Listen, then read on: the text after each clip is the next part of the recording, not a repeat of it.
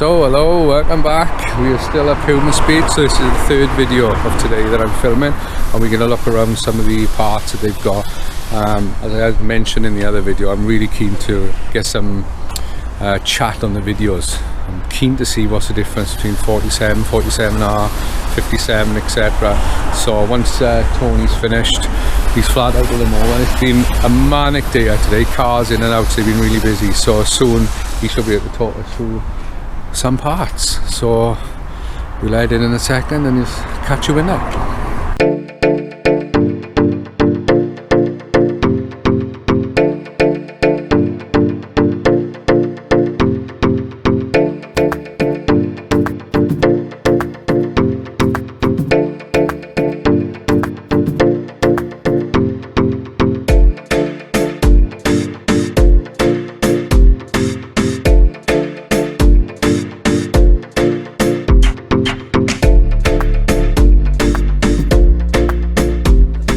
So we're in Tony's office. I was going to talk about what's that intercooler? The Pro 400 Gen 2. Yeah, I was hoping we could see any, but they've sold so fast, you haven't got any. So what's special about that intercooler? The intercooler itself now, we've gone from a 40mm very lightweight core to a 50mm bar and plate core.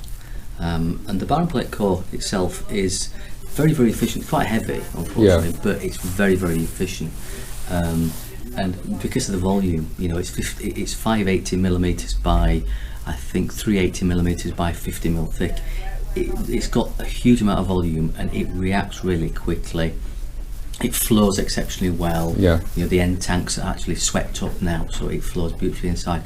And it's just got the capacity to physically flow enormously well. So with the X57, it's perfect. You know, as a sensibly priced intercooler, that now is really, you know, 430 quid. I think that's what when I go for the X47, that's what I think, because I've got... It's a future-proof intercooler. Yeah. You know, if you're buying that... The one I've got now, I think, even with 20 layers of paint, will do me fine for stage 2. Oh, don't worry about the paint. Yeah. And then, when I go X47, I'm going to go with that bigger one. Yeah, I would do. It makes sense that, you know, you'll get good money back for your old, you know, Rsport Garrett one. You know, they're an exceptional core, but they're just a bit outdated now. They're not there. No, that's fair enough. So next, I think we should do some turbo talk. So we've got a couple on the table. Okay. What turbos are these? Are these all 47s? These are all 47. That's a regular 47R. Yeah. Yep. This is the new turbo. CNC machine turbo mouth that we've developed. We'll have a silicon to come off here. You know, you'll see that one there versus. And that's just an anodized black finish, you said? Yeah, just anodized black. It just finishes the turbo off. That's the one as it goes out now. Yeah. On the shelf. It's got the stainless steel elbow, smooth inside. It flows quite well. Attaches to all the regular pipework at the top. You know, or the Rsport crossover, or even an ITG when it fits to there. Yeah. But this particular one, we're conscious of people wanting to push the envelope, so we decided probably about 6 months ago to look at the possibility of machining something that would enable us to attach a larger diameter pipe here. I don't think it's not going to give you a huge amount of difference. Every little helps though. But as you say, it's just that little percent. If you're getting 2%, 3% more flow from that 2% at 340 horsepower, it's a considerable amount of horsepower. And if we can do that with 4 or 5 different things, it just pushes the envelope piece by piece by piece. Thanks, Jason. Right, so we've got Jason's dog's body. He's not a dog's body. He's the right arm of the business. He is, isn't he? Yeah, absolutely. Right, okay, so what we have here, we'll put this one to one side. So what's the difference between a 47 and a 47R? Okay, the 47 was an original turbo we made December 2016. Yeah. And it was a beautifully balanced piece of work with a minor cutback here.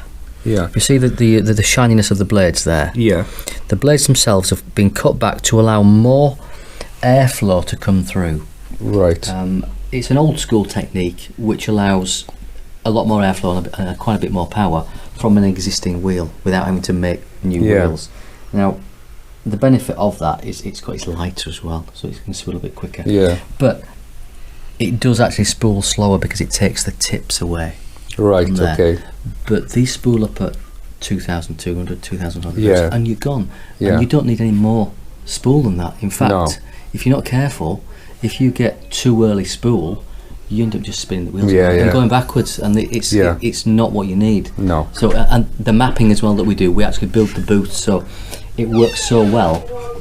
We build the boost, we allow the turbo to spin slowly and progressively, and it's not like a Honda, but you've got that Honda-esque sort of power delivery that just builds and builds and builds and builds on a straight line, rather than throwing all the torque in low down, and spinning the wheels, going for the next gear, and then nothing there. Yeah. You don't want that. No. You want smooth perfection. It's a linear map. We tend to do that. You can drive the car like a.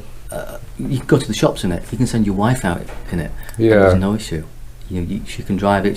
She'll only ever rev it to 4,000 maximum, and there's not really at medium throttle loads any serious concerns for her. No extra wheel spins, no problems. You just get everything. Just drives nice. Yeah, it's a daily.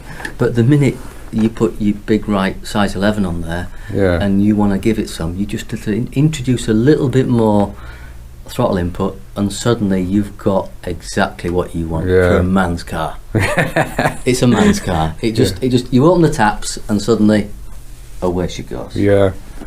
So what have Jason brought in? What we've got here, obviously this is the red wheel inside the 47R. We'll put that one to the side because you can see it better through this special edition one. We've just done a special edition. I think it's actually number 500. We've sold 500 of these turbos now. Wow. And we've had this coated specifically as a... So ceramic coated? Yeah, Zerkatech coated here and here. That will, help with heat under the engine bay. Definitely. This doesn't get too hot, so it's not going to be of any benefit. But it just looks a different thing. Look at it; it's a beauty. It is. Look, if you look at we'll go back to the wheels here. If you look at what we've done with it, we've got the exhaust wheel is where really power comes from. People think the bigger wheel you go on the cold side, the more power you get. Actually, no, it's not correct. Yeah. You need to get exhaust gases from the engine out, and the more exhaust gas you can get to flow naturally, the more power you're going to create. It's like a pump.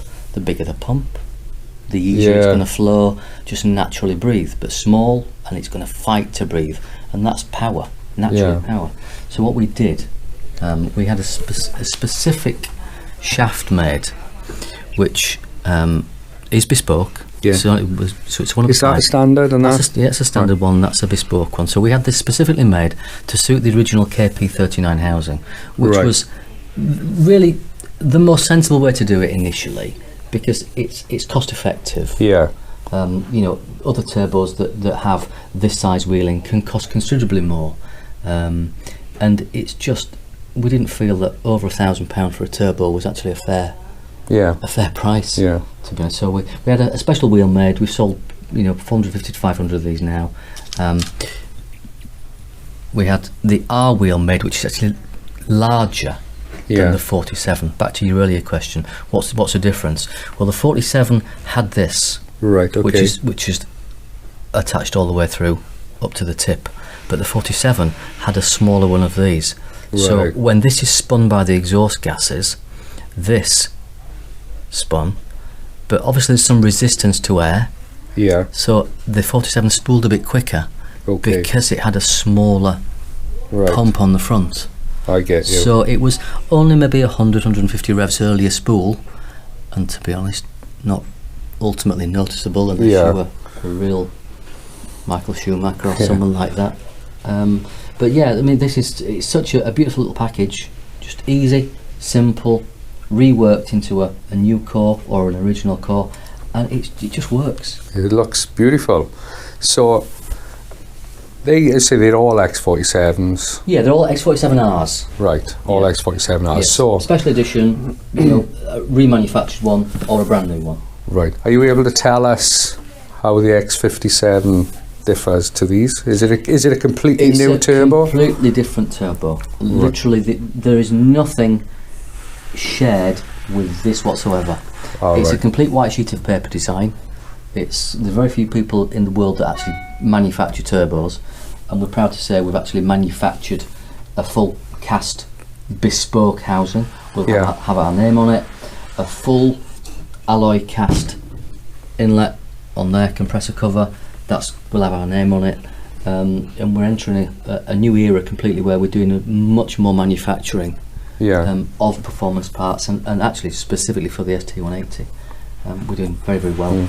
And unfortunately you haven't got any 57s to show me because they're on the cars. They're on cars, or they're in America under test at the minute. You know, we've got a guy that's shooting for the stars over there with a built engine, and you know, he'll well into the 11-second quarter mile. I think he wants to run about 450 wheel horsepower from it. That's a lot.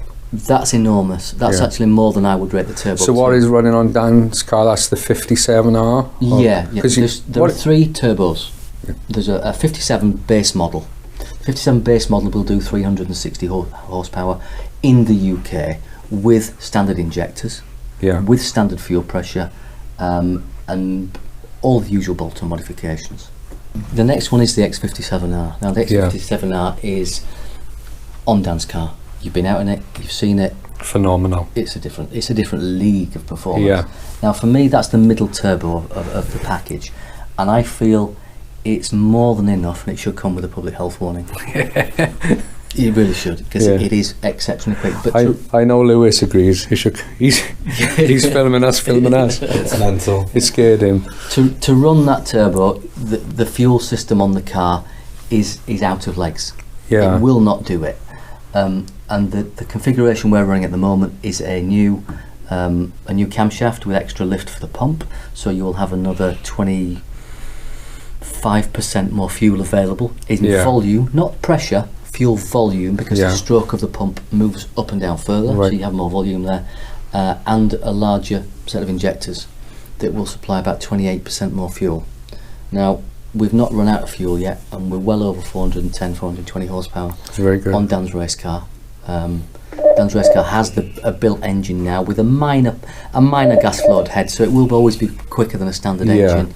But we have run the standard engine to 412 horsepower, which was, I think, about 370 wheel horsepower. I think we got to. So I think the biggest question people are going to ask is how long until the 57 is available? We've had some unfortunate delays. And the delays have been with machine shops. There was an unfortunate death with one of the gentlemen who was going to be machining it, and that put us back probably 3 months. Now that's all rectified, it's all done. We had prototypes out there. So the 57R is just a weapon. It's a weapon, and with the right fueling, the injectors, etc., it is well over 420. But will a standard engine last that? I genuinely have to say no. No, you know, the engines are not expensive, but you can't class them as disposable. No.